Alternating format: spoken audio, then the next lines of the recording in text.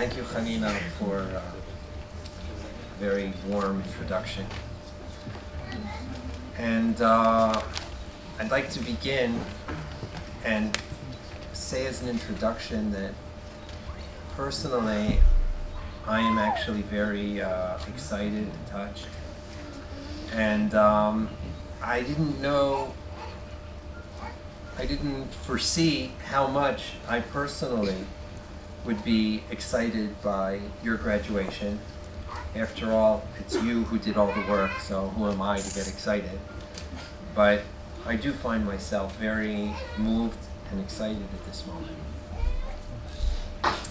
It's customary to begin b'chvod achsanya, to acknowledge our host. And I want to acknowledge three hosts. The first host, as Hanina mentioned, is Dovi Paritsky, who was our first host when we just began the idea. Dovi called me into his office and said, why don't we make a school? I see there's a need. And I said, well, if there's a need, then we'll go for it. And then he said, I have this family in Beit Shemesh that has a son who needs help. I said, all right, we'll meet with him. And then we met with him. He said, yes, help my son. I said, all right, are there more? Yes, and there are more. And he brought a lot of families. And then in the end, we couldn't accept his son. But he was an 11th grader. And then we decided we're opening for 9th and 10th grades. And Dovi was our first initiator and host. And I'd like to acknowledge that at this moment. Host number 2, and the foundation of YTA, Nativ Meir, Rav Toiber. And if I can tell you like a personal anecdote from the creation of YTA, I remember when I came to Rav Toiber the first time, and I said, I have this idea, let's make a school, I have kids. And Rav Toiber was debating together with Davidi, maybe yes, maybe no. And then I said, look at the kids. And if you remember at your first interview, I photographed you with my iPhone. And I had all of your pictures in my iPhone. And I went to Rav Toiber and I said, here, look at these kids. And then Rav Toiber saw your pictures one after another. And he said, all right. And from that moment until now, I have many partners in many different schools. Of all of the partners, the partner which is the most understanding, and that very often when you have a guest in your home and he spills tomato juice on your white rug, you have a tendency to say, well, you're really not such a wanted guest. And I have to say that testing all of the different principles in Jerusalem, Rav Toiber is granted with a sense of acceptance and understanding. And the years that we have worked together, for me personally, have been very enjoyable. And also, I've learned a lot from you, Rav Toiber, what it means to be a mechanech, a true mechanech.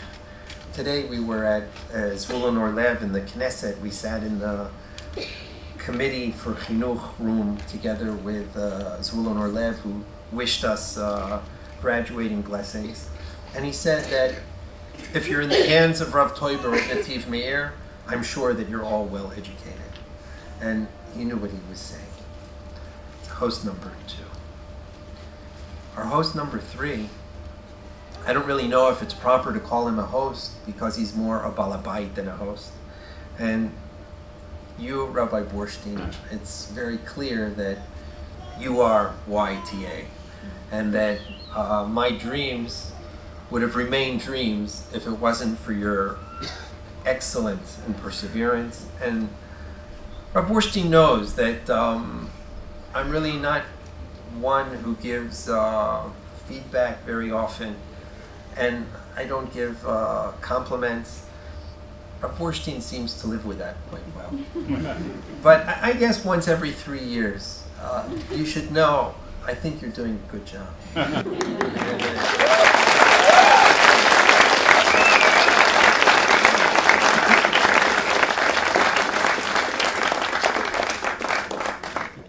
And now, if I can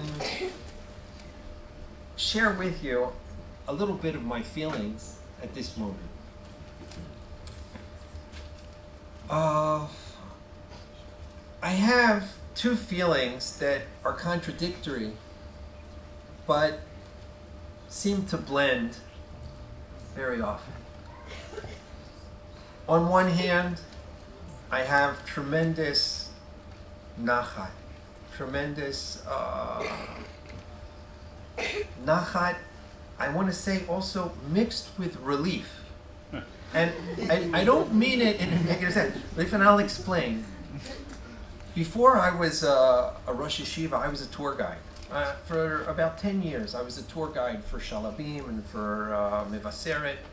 And every time I would take kids on a tiyul, I would ask the kids at the end, we would have a summarizing thing, and what was the best? He said, oh, well, I like the water, and I like the walk, and I like the height, and I like the time that we walked through a minefield. And everybody would have their moments. And I would always ask myself, what is the greatest moment? And without a doubt, every moment was when the bus came back to the school, everybody was alive and well and had enjoyed it, and it was a successful. And it's something that, Bezrat Hashem, you'll also take responsibility and you'll understand what it means to be responsible. And the minute that something which is a very heavy responsibility is concluded, there's a feeling of relief. And that was the height of every tiyul that I've done for 10 years. And I have a little bit of that same feeling, a feeling of relief, but it's of course mixed with a feeling of sadness that we're about to part. I looked into the Tanakh and into the Mefarshim and into the Shas, and I was saying, well, where is this thing? It's such a natural kind of thing that you feel that you have this feeling of relief, and it's mixed with a feeling of nachat and a feeling of sorrow. And I said, well, where can I identify this? So I started looking at Moshe Rabbeinu, that, well, it must say something when he left Mitzrayim, and it was such an unbelievable feat to take the Jewish people out of Mitzrayim. They must have had this all-night party, which was maybe the Seder night, but you don't really see any, we don't know how Moshe Rabbeinu felt. He was like, I don't know, he's a rabbi. He doesn't feel, I don't know, you don't know. And then well, how about receiving the Torah? There must have been, and then when they received the Torah, they didn't know how to make fleishik, so they had milchiks that night, and it was, we don't know.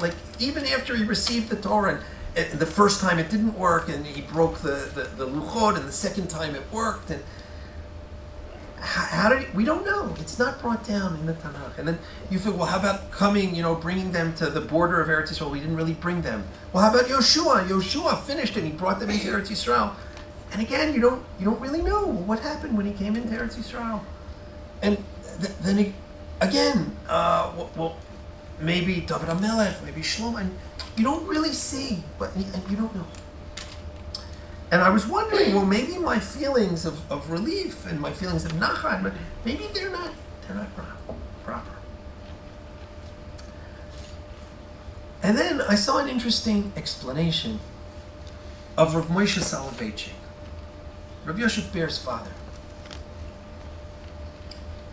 And he says, he brings an interesting source for a siyum.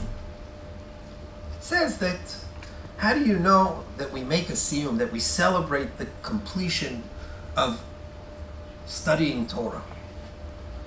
It's brought down in the Medrash that Shlomo HaMelech, after he received wisdom from HaKadosh Baruch Hu, God gave him wisdom. It says in the Tanakh that he went to the Beit HaMikdash, that time in Nov, and he brought korbanot, olot and shlamim. And then Amar Rabbi Eliezer, mikan she'osim seuda legomra shel Torah. This is the source, and from here we learn that you should make a celebration when you complete a study of Torah. Rav Moshe says an unbelievable thing, that the celebration is not for the conclusion of Torah.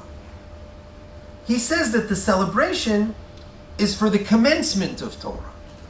Now, it seems that Shlomo HaMelech, he received the whole Torah, and one night he woke up and he was a smart man, and he knew the whole Torah, and he celebrated. But it's interesting, Reb Moshe understood it differently. And Reb Moshe, by the way, preferred to be Chosin Bereshis and not Chosin Torah. And when he was a Rav in Racine, he would always take Chosin Bereshis instead of Chosin Torah. Then when he came to America, his Balabatim didn't let him. And he said, it's pasnisht. You're not going to be Chosin Bereshis and have another Balabait who's going to be Chosin Torah. He was kind of forced into taking Chosin Torah, but he actually thought that Chosin Bereshis, the one who began, that was the source for being happy. Now, what does it mean? He sees Shlomo HaMelech, he has the whole Torah. What does it mean that the celebration is for beginning the Torah and not ending it? And he says that what it means that once Shlomo HaMelech has completed the whole Torah, now is the perfect time to begin learning. And Reb Moshe, he was knowledgeable in the whole Shas and the whole Torah. He said, well, what do you do if you're knowledgeable? Well, that's it. Now, finally, I can begin the Shas as a knowledgeable man. Now I can begin the Torah now that I know something.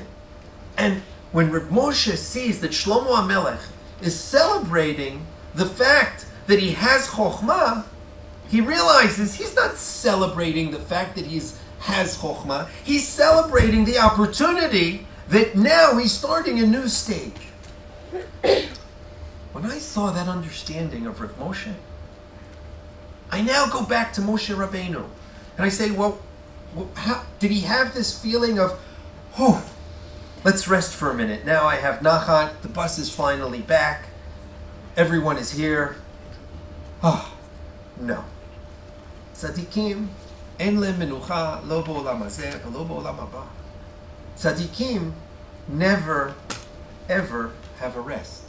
And they see every stage, every culmination as the beginning of a new beginning, as a new opportunity. And that we don't find Moshe Rabbeinu saying, oh, we made it out of Mitzrayim. We don't see him. Oh, we have the Torah. Oh, we built the Mishkan. Oh, we brought them to the Jordan River.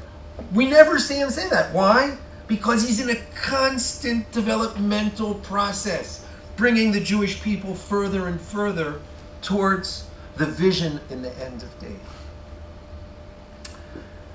And I'm sharing these feelings with you, especially our graduates, because you're together. We're all together in this. And this is where we all stand. We finished.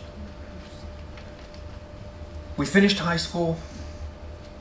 We have a diploma. We have even a bagrut. And Baruch Hashem, we're finished. But no, it doesn't work that way. We don't find anybody who's finished.